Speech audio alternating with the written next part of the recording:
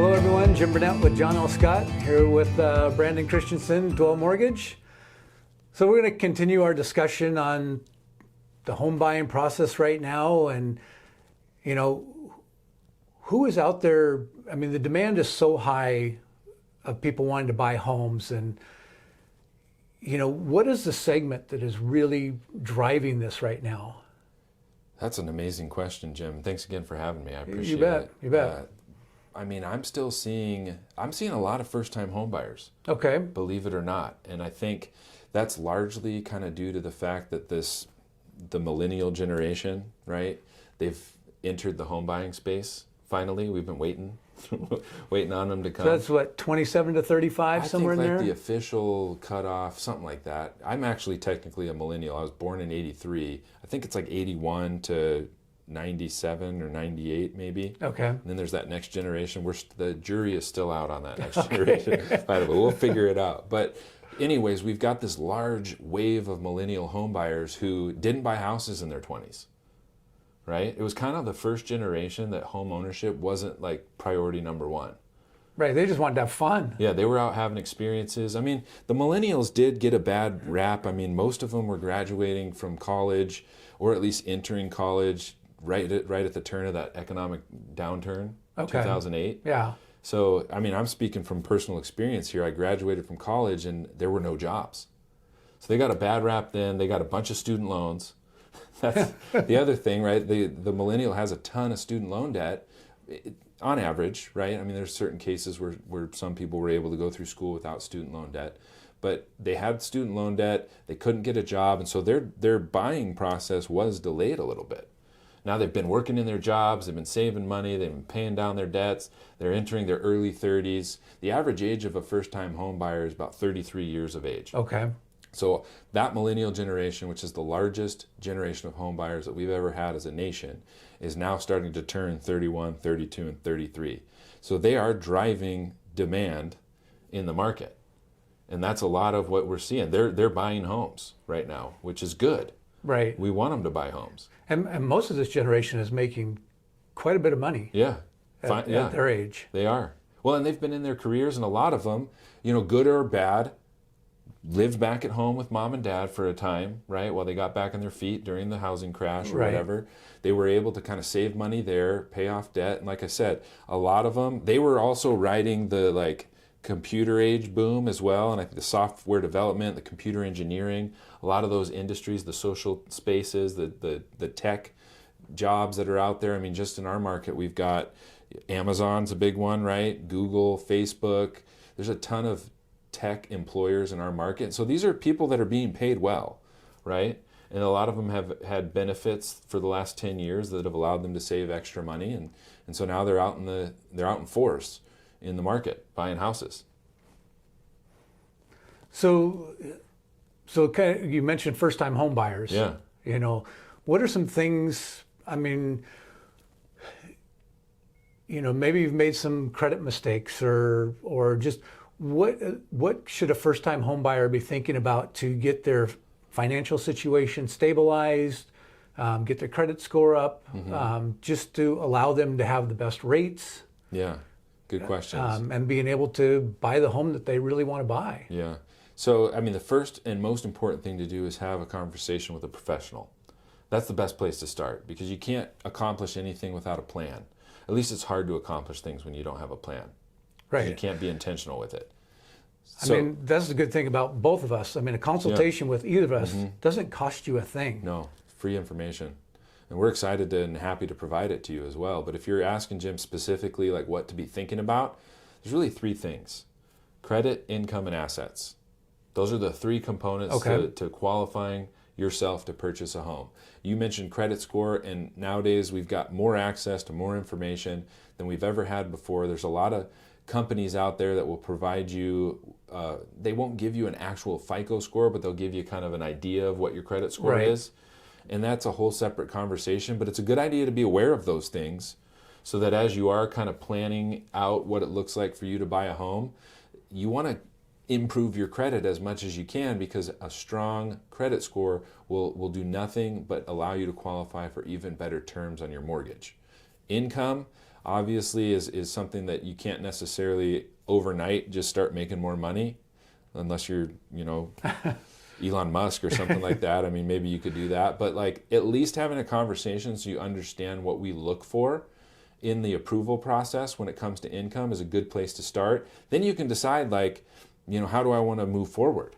Is my current job working for me, or should I be looking somewhere else where I can get maybe better, more competitive pay? Maybe I need to do something different with my taxes. There's a lot of things that go into that to allow for us to leverage your income in different ways. The third thing is assets, which AKA is your down payment, the funds that you're bringing to the transaction and contributing. Now, it's always good to have your own money to put down on your own home purchase. I tell people that your money is better than somebody else's money, and you'll have better options and more availability of those options when you have more funds. However, there are opportunities out there for zero to low down payment options. There seems to be a lot of options, the different loan types allow for different interest rates and down payment amounts.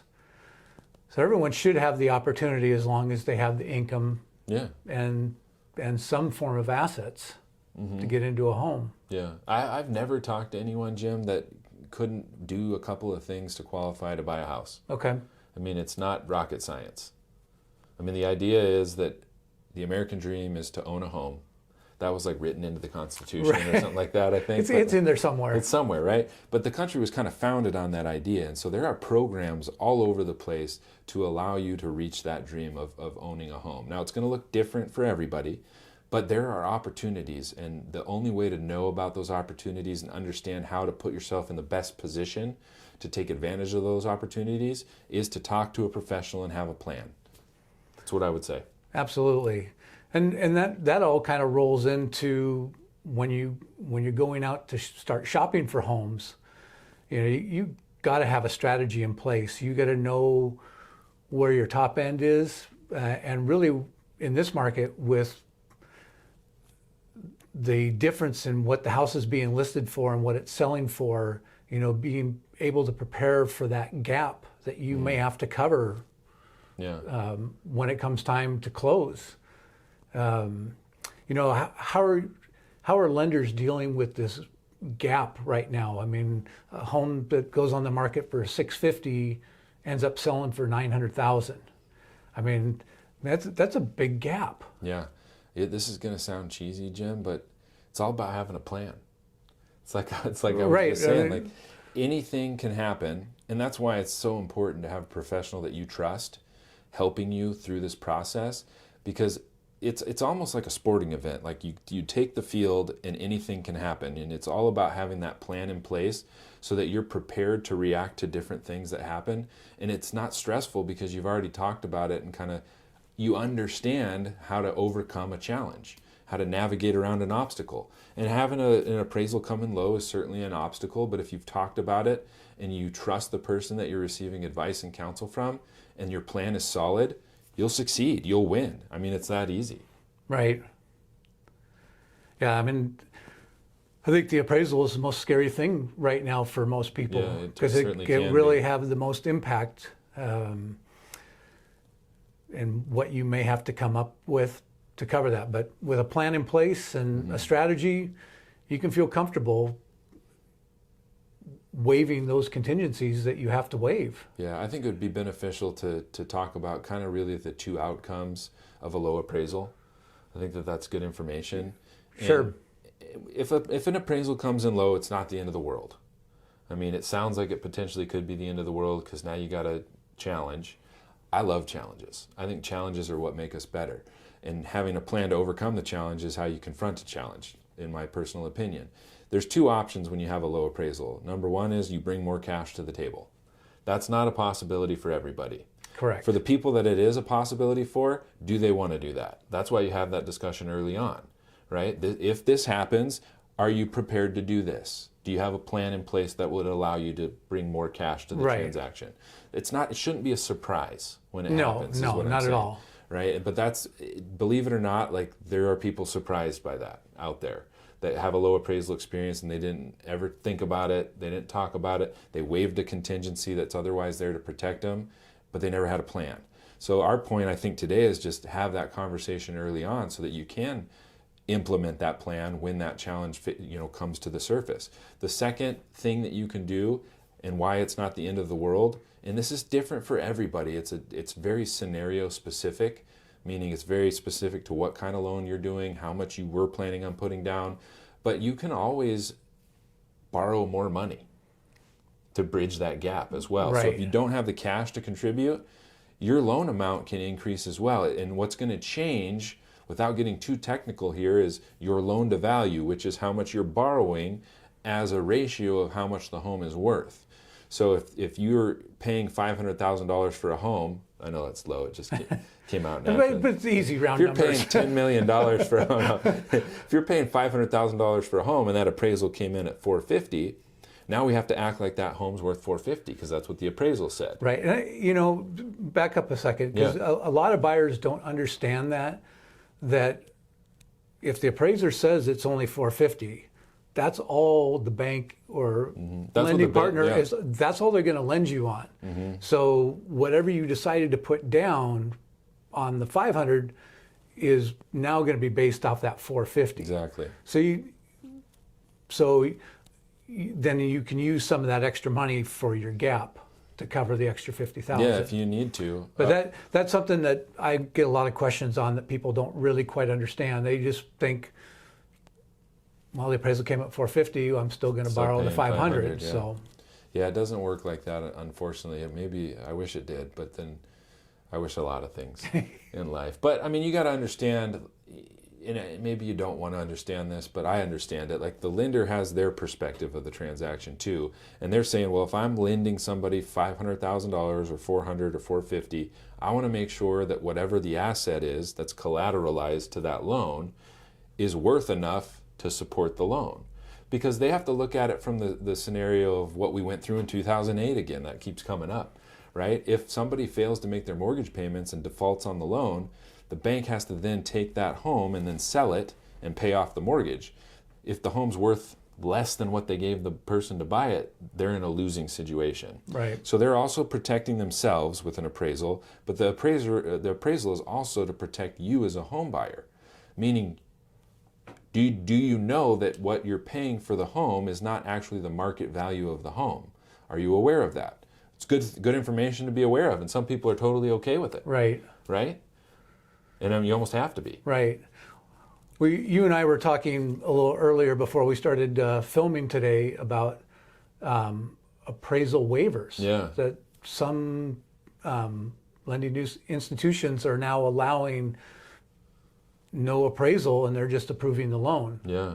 Sounds kind of risky. Huh? Yeah, it does seem a little scary on that. But what are kind of some factors that they look at that might allow them to do a waiver so you don't have to worry about that gap? Yeah, so the appraisal waiver, and it's a Fannie Mae and a Freddie Mac implementation of a rule. And so any lender doing conventional mortgages should have the capability of issuing appraisal waivers because it's determined by those housing agencies that I mentioned.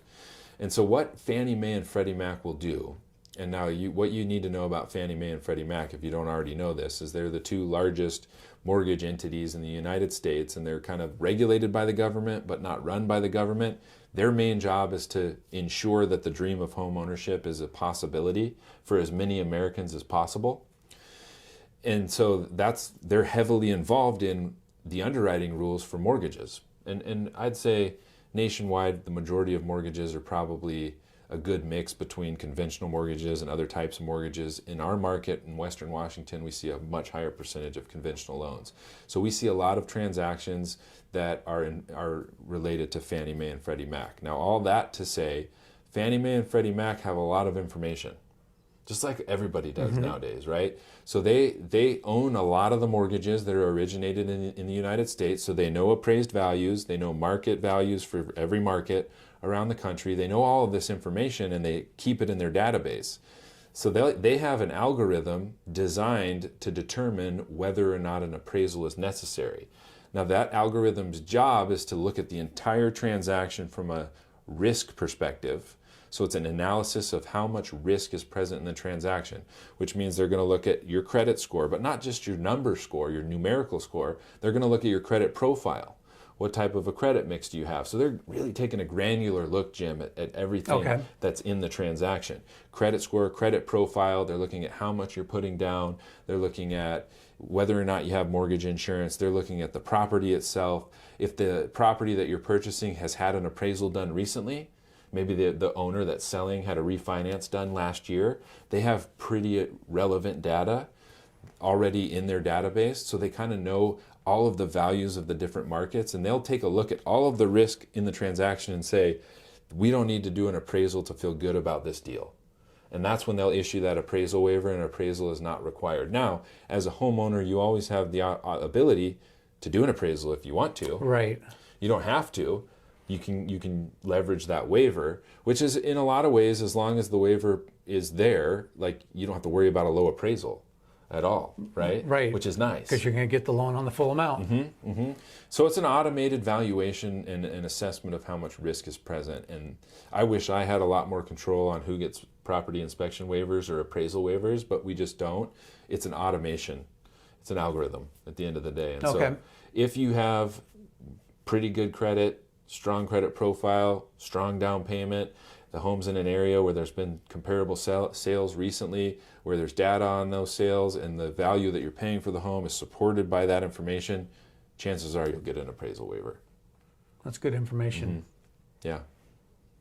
Well, perfect. Well, we're going to leave it at that. And thanks for tuning in. And our contact information is down below in the comments. And we'd love to hear from you. Like I said, there's no charge for our consultations. No, and we love doing it. Yeah, absolutely. We're passionate about it. So reach out if you have any questions. Yeah. Thank you. Thank you. See ya.